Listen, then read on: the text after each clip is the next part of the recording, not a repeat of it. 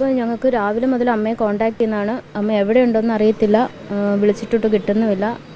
Medically കുറച്ച് അൺഫിറ്റാണ് ആൾ. ഞങ്ങൾക്ക് എവിടെയായാലും അമ്മയെ വിട്ട് കിട്ടണം. അമ്മ എവിടെയുണ്ടോയെന്ന് അറിയണം, കാണണം. ഞങ്ങളും വാർത്തയിലൂടെ കണ്ടത് അങ്ങനെയാണ്. ഉന്തിത്തള്ളി കുറച്ച് പേരെ മർദ്ദിച്ചു, അമ്മേനെ ഉന്തിത്തള്ളി ഒരു വൈറ്റ് ചെയർപേഴ്സൻ്റെ വാഹനത്തിലേക്ക് കയറ്റി കൊണ്ടുപോകുന്നതാണ് കണ്ടത്.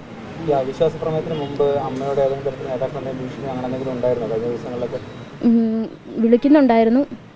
അതായത് അവർ പറയുന്ന രീതിയിൽ എന്താന്ന് അങ്ങനെ ക്ലാസ്സുകൾ കൊടുക്കാൻ അതുമാതിരിയൊക്കെ. അമ്മ പറഞ്ഞത് രാവിലെയും പറഞ്ഞത് എന്തായാലും വോട്ട് ചെയ്യുക തന്നെ ചെയ്യും, അങ്ങനെ പറഞ്ഞാണ് പോയത്. പിന്നെ ഞങ്ങൾ കാണുന്നത് ന്യൂസിലൂടെയാണ് കാണുന്നത്. അമ്മയെ അപ്പോൾ തൊട്ട് ഞങ്ങൾ കോൺടാക്ട് ചെയ്യുന്നതാണ്. കോൾ കണക്റ്റ് ആവുന്നില്ല, എവിടെയുണ്ടെന്ന് അറിയത്തില്ല.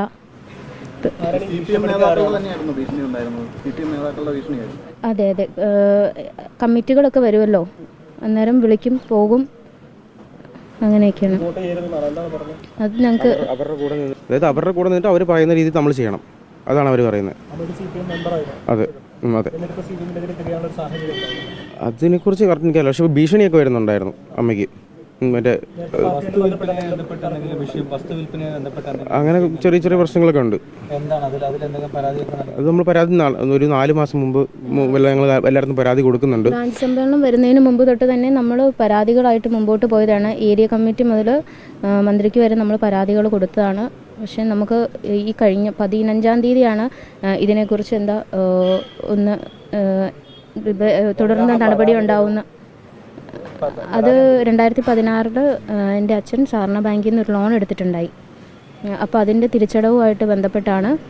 അപ്പോൾ 2018-20 ആ സമയം, അല്ല 2020 കൊറോണയ്ക്ക് മുന്നേ അത് സെറ്റിൽ ചെയ്യാം അന്ന് പറഞ്ഞ എമൗണ്ട് 16 ലക്ഷം അത്രയായിരുന്നു. പക്ഷെ ഞങ്ങൾ തിരിച്ചടവ് വന്നപ്പോൾ ഞങ്ങൾക്ക് കോവിഡ് പീരീഡായിരുന്നു, മൊറട്ടോറിയം ഏതും തന്നില്ല.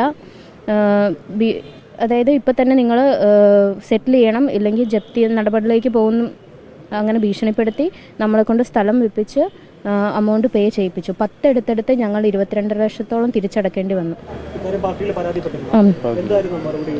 ഞങ്ങൾക്ക് എവിടെ നിന്ന് മറുപടി എന്നും ഒരു നമ്മൾ ഫോൺ വിളിച്ചാൽ അവർ അതിനെന്താ പ്രതികരിക്കുക പോലും ഉണ്ടായിട്ടില്ല. പിന്നെ മോശപ്പെട്ട ഒരു സ്ത്രീ എന്നുള്ള രീതിയിലേക്ക് ചിത്രീകരിക്കാൻ ശ്രമിച്ചു.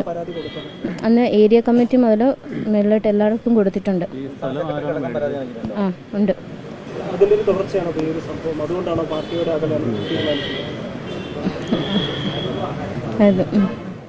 പാർട്ടി നമ്മുടെ കൂടെ ഒന്നിനും നിൽക്കുന്നില്ല. നമ്മളെ വിശ്വസിച്ച് അടിയുറച്ച് വിശ്വസിച്ചിട്ട് നമ്മളെ ചതിച്ച രീതിയിലായിപ്പോയത്. അതുകൊണ്ട് തന്നെയാണ് ഞങ്ങൾ ഇങ്ങനെ തീരുമാനിച്ചത്.